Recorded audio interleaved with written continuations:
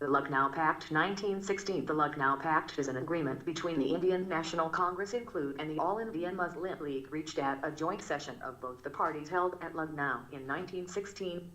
The pact was important in that it enhanced the League's power in Indian politics and established communalism as an unavoidable part of Indian politics despite the apparent bonhomie between the two communities at the session.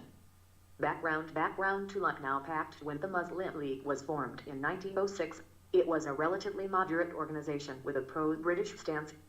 After the First World War, the Viceroy Lord Chelmsford had solicited reform suggestions from Indians in return for the Indian support to the British war effort. The Muslim League, led by Mohammed Ali Jinnah, wanted to use this opportunity to press for constitutional reforms through a joint Hindu-Muslim platform. Jinnah was then a member of both the parties, and he was largely responsible for the pact. In December 1915, the extremists led by Bal Gangadhar Tilak and the moderates led by Gopal Krishna Gokhale met the leaders of the League at Bombay. This was the first time that leaders of both the Include and the Muslim League were meeting for a joint session. At the meeting, the leaders consulted with each other and drafted a set of demands for constitutional reforms. In October 1916, 19 elected Indian members of the Imperial Legislative Council addressed a memorandum to the Viceroy seeking reforms. In November 1916, leaders from both the parties met again in Calcutta and discussed and amended the suggestions. Finally, at their respective annual sessions held at Lucknow in December 1916, the Include and the League confirmed the agreement. This came to be known as the Lucknow Pact. For his efforts, Sarojini Naidu gave Jinnah the title the Ambassador of Hindu-Muslim Unity.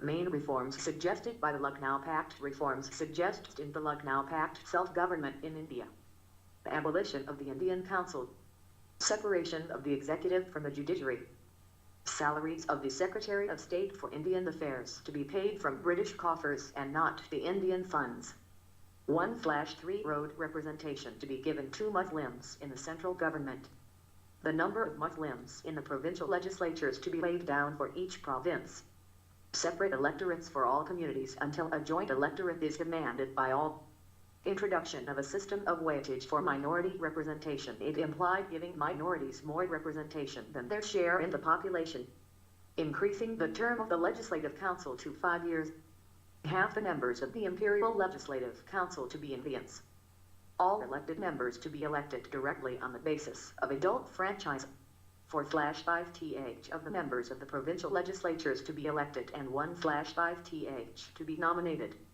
Members of the Legislative Council to elect their president themselves. Assessment of the Lucknow Pact. Results of Lucknow Pact. The Lucknow Pact gave the impression of a Hindu-Muslim unity in the national political scene, but it was only an impression and short-lived.